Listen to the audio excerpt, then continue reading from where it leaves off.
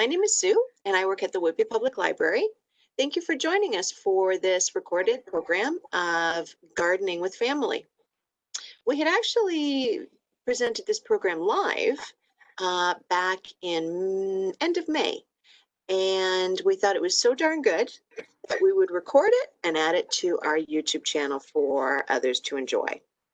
Alex is going to be our host, and she also works at the Whitby Public Library, but in addition to loving books, she also loves gardening, and she's very passionate about it, and she's here to share that passion with us. So enjoy. Alex, over to you. Thank you so much, Sue. All right, this is exciting.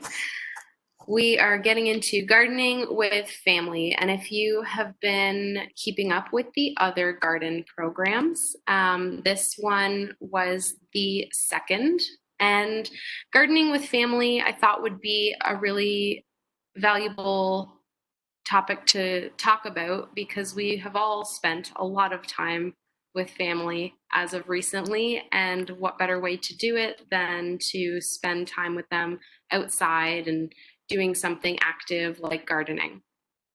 So let's jump in. Here is our schedule for today's program. We're going to talk a bit about the benefits of gardening. We're going to go over some basics, and if you want more basics, you can check out our other program, Garden Planning, and that's also on our YouTube channel. After that, we're going to get into what to know before you just start digging. And then I handpicked a few family-friendly projects from a great Hoopla resource. So we'll talk about some of those just to give you some ideas about projects that you can do with your family. All right, let's get started. So benefits of gardening. There's many different benefits of gardening, and for some people there might be more than others, but pretty much everybody can probably find some benefit to themselves by gardening. I'm going to list a few here that we can talk about.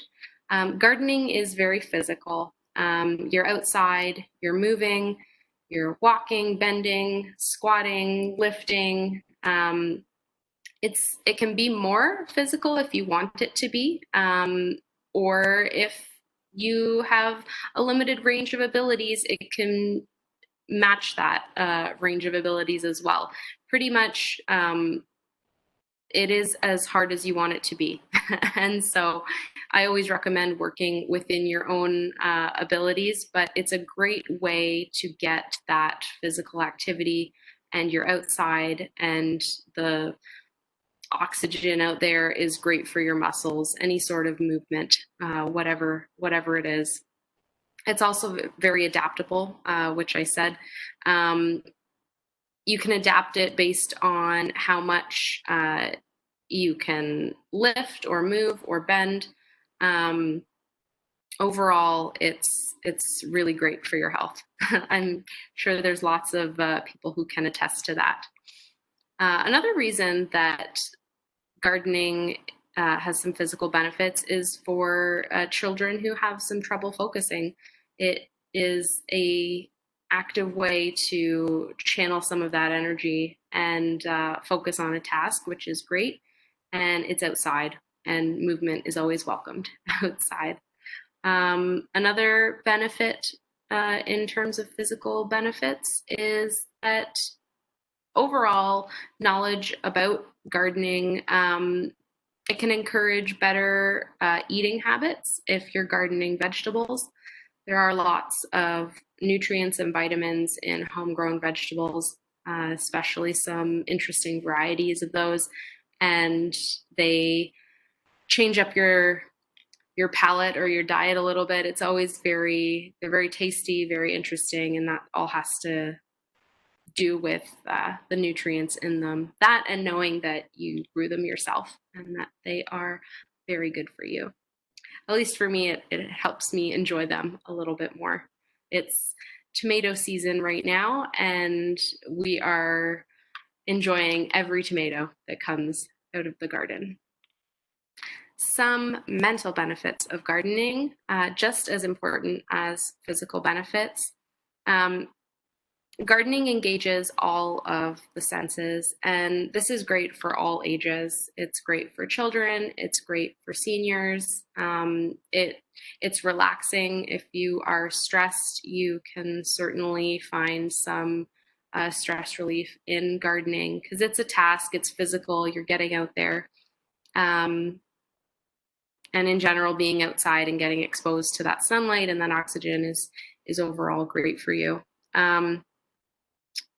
I have also read that gardening is really good for seniors who might have dementia because it helps with memory recall and recalling pleasant memories, delicious vegetables, beautiful flowers, perhaps long past memories that are pleasant to recall. And then we also found out that exposure to light in the morning, so if you have a routine where you go outside to garden in the morning, that first exposure to light can help with your brain's production of melatonin, which helps you sleep at night. So that might be good for anybody who has trouble sleeping. And that coupled with the physical aspect, it's a long day if you spend a day out in the garden, let me tell you. Let's talk about environmental. Gardening is a sustainable practice. When you garden at home, you're going to be eating or getting flowers from that garden, and that's one less vegetable that you had to go to the store for, that had to come from far away for you. Not only that, but you know how you've treated your garden and the practices that you've put into it. So whether that means using some organic compost or not using pesticides and all that, it is good for the earth. Having that control over what we can do is important. And overall, the reduce, reuse, recycle concept is very relevant to gardening. I always recommend using what you already have, working with, the tools or resources that you have. And yeah. When we ran this program live, some other benefits that were generated from discussion and people's thoughts were that it is a social activity, and that's certainly a big benefit of gardening. I myself garden with my grandfather often, and that's my time to spend with him, and he can teach me things and I can teach him things, and it's a great way to get some social interaction. Another reason is that it's good for, this is more of an environmental reason, but it's good for pollinators, as you can see in the picture on the side there. These are white coneflowers and bees love them. So it's certainly good for the pollinators, which is always important. If you can think of any other benefits, that can sometimes give you a reason to garden. It's definitely important to come up with a reason to do your gardening. Okay, so enough about benefits. Let's move on to some garden basics. And like I said, there is another recording of a program called Garden Planning, in which we go into more detail. I'm just going to skim through them here, but feel free to go and check that one out if you want more information on any of these points. Let's get them all up here. So the first thing that you should do when you're starting to plant a garden is to set a goal. like I said, decide on what you want to get out of it, decide on how you're going to get there, on your theme. It's extremely important to know what you're working towards. That can help rein you in when you get excited at the garden center and before you take on any projects that are too big or anything. Also very important to know your space. And by this, I mean understand where the sun, the shade, and the water are in your yard. So how many hours of sun are in certain areas, or if it's shade, what type of soil is under there. These are all factors that are very important when planning a garden, because that will determine what type of garden that you can have there. And you wouldn't want to plant a sunny plant or a plant that likes sun in a shady space, because it won't do well. One other thing I wanted to mention was, in general, if you're trying to make this a family activity, there are a lot of great ideas for themes that would make it fun for children. If you want to pick a theme, you can decide to go with one color in particular. You could decide to go with pink plants or yellow plants. You could decide to only plant plants. Try saying that 5 times fast. You could decide to choose plants that start with only one letter, such as the letter D, for instance, and make that an activity at the garden center, is to look for plants that start with the same letter. I have seen other themes that are called a kitchen garden. And in that garden, you plant everything that you would use in the kitchen. So that might look different for each family, but ultimately the intent is to use all of those plants for later on cooking with. Another couple ideas, you could do a pizza garden, grow everything that you might put on a pizza. You can even organize that garden to look like a pizza, which is pretty cool. You can make a salsa garden if you're into salsa. And another fun one is magic plants. So research old stories or lore about plants that used to be thought to have magical properties, and choose those plants to make a magical garden, or maybe a fairy garden.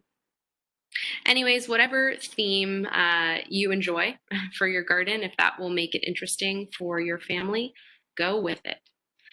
We're on point number 3 here, so using what you have first. I always recommend this. Gardening tools can get very expensive, and unless you are ready to commit to a heavy garden habit, then use what you have, use the materials you have, old pots or yogurt cups if you're starting little seedlings in them. There's no end to what you can reuse. Next, when you are picking your plants, so assuming you have figured out what type of space you have, you know what you want to plant, it is time to decide on what you're planting. And it's very important to get to know those plants and what type of needs that they have, what type of soil they require, how much water, how big they get. That's a very important one, because that helps you decide where to plant them. You don't want to plant a big plant in front of a little plant, not only because you won't be able to see the little plant, but it might not get the sun it needs. And so it's very important to get to know what you're planting.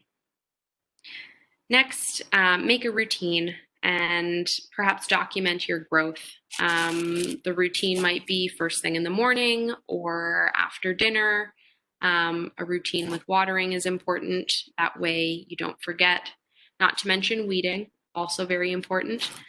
Luckily right now it's a little bit hot for the weeds, but until the summer heat sets in, those weeds can be quite relentless.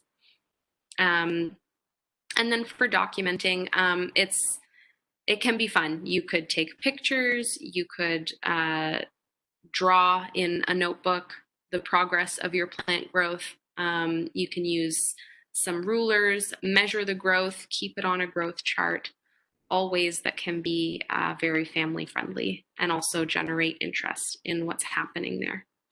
And overall, just enjoy it. So that's some basics. Now let's move on. So a few things to know before you dig, and this is very important. You are going to want to always protect yourself. This is important in terms of the clothes you're wearing, your sun protection.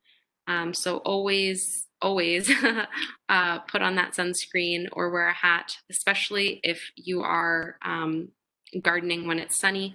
Now, I always recommend to garden when it's not at the heat of the day, not only because it could be dangerous for you, but the plants don't like to be planted or transplanted or disturbed at that time of day because it's also pretty hot for them.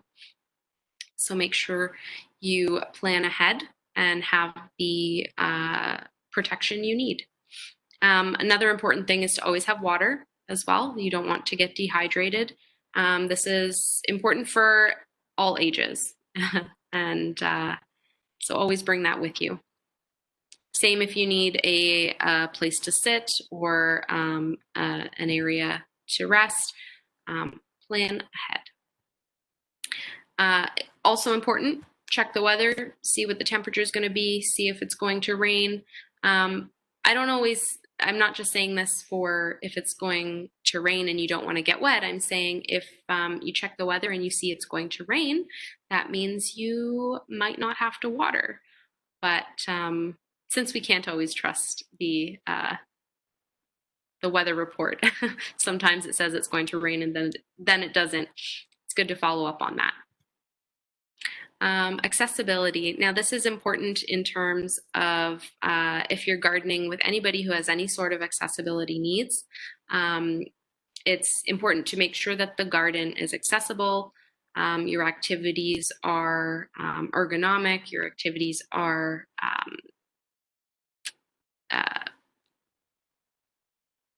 what's the word I'm looking for? Adapted to your needs. That is the word I'm looking for. Remove any hazards, and if you are, especially if you're gardening with children and seniors, anything that could be tripping hazards or potentially dangerous. In terms of ergonomics, remember to bend at the knee, not at the waist, especially when you're digging or planting. And this is something that I am probably guilty of, but remember to switch your activities frequently to avoid any sort of repetitive strain or injury. This isn't hard with children, I guess. They're always to and fro different activities, but and pets are family too. And if you do have pets in your garden, make sure that what you're doing accommodates them and perhaps their habits. If they like to dig or roam anywhere, perhaps that's not the place to put your garden. And as well, it's important to know what you're planting, whether that is pet friendly or family friendly in terms of toxic plants. And I have included a link at the end of the presentation for a list of other toxic plants. I have some here written, I'll share them. Potentially toxic plants I found could include, and it is different for each one, and you have to look into each one. Sometimes it's the leaves, sometimes it's the roots, but interestingly, it was daffodil, foxglove, irises, rhubarb. So that's just some from the list that I thought were quite common. Interesting to know, that's all. Okay. So we will start talking about some family-friendly garden projects. And I found these projects using this resource, and that is available on Hoopla. And if you don't already have a Hoopla account, you can certainly sign up for one with your library card, and you have access to borrow these ebooks for free.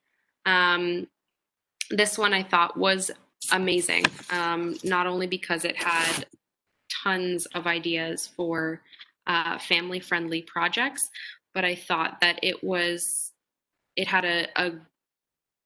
written very well.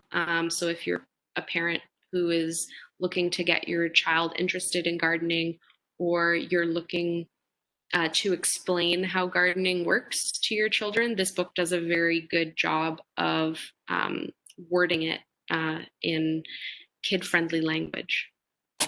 And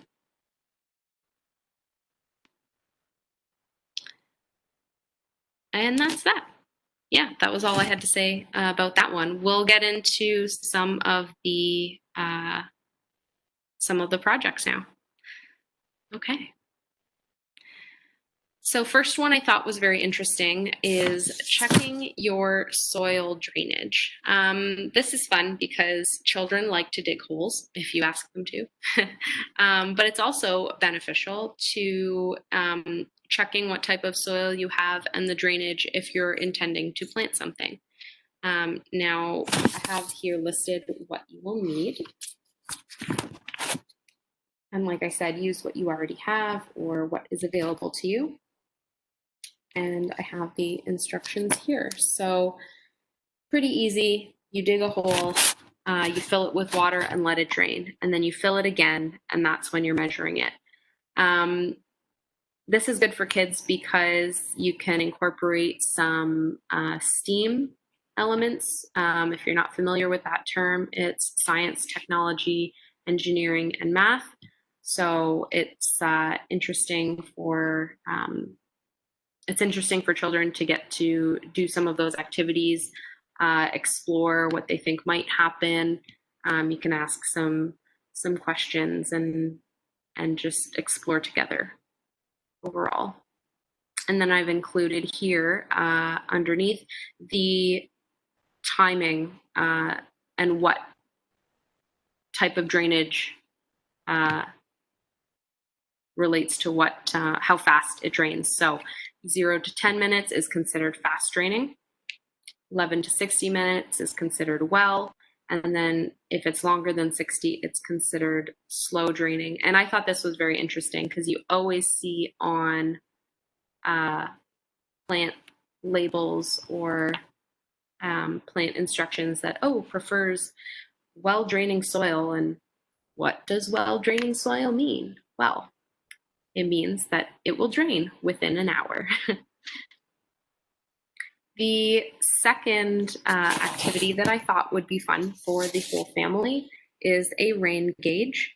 And this one you can also repurpose what you have at home. So coat hanger or even anything that will hold up a water bottle. It also ends up looking kind of cool. Here are the instructions here.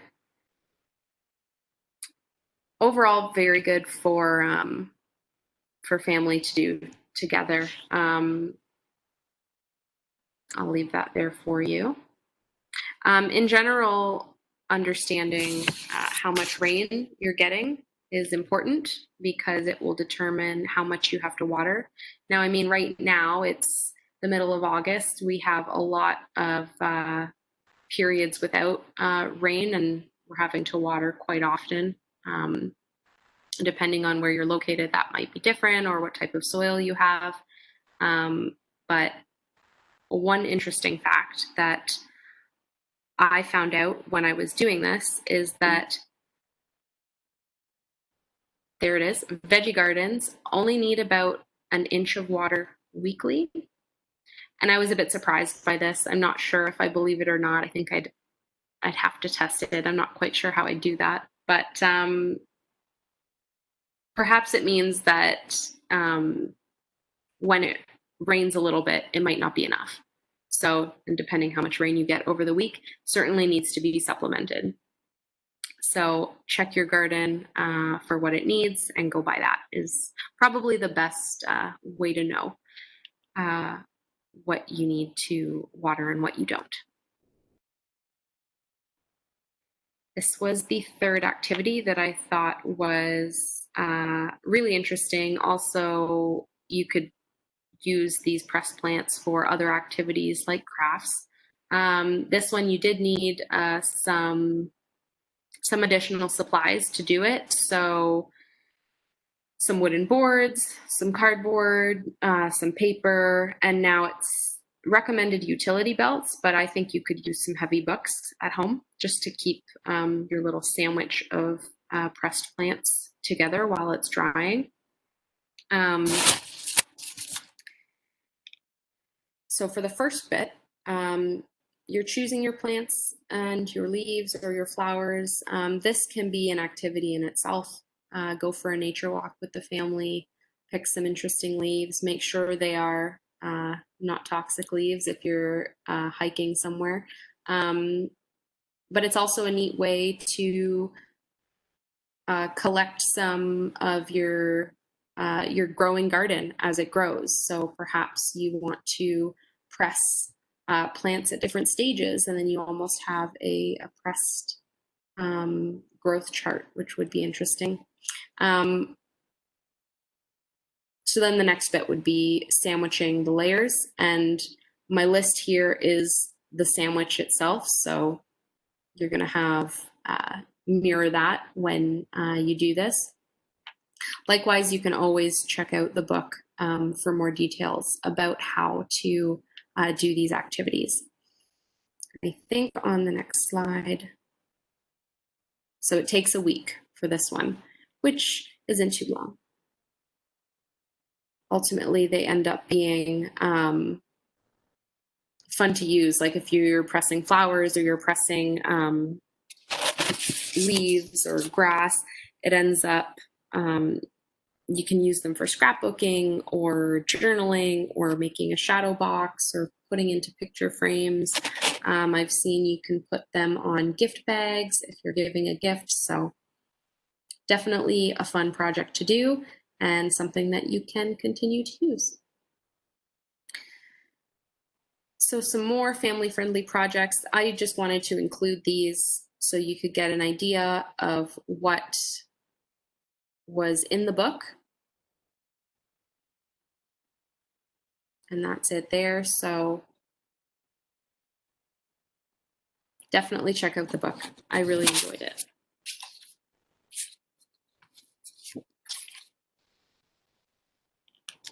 And that was it for our presentation. I hope that you found some ideas that you can use with your family that might interest them.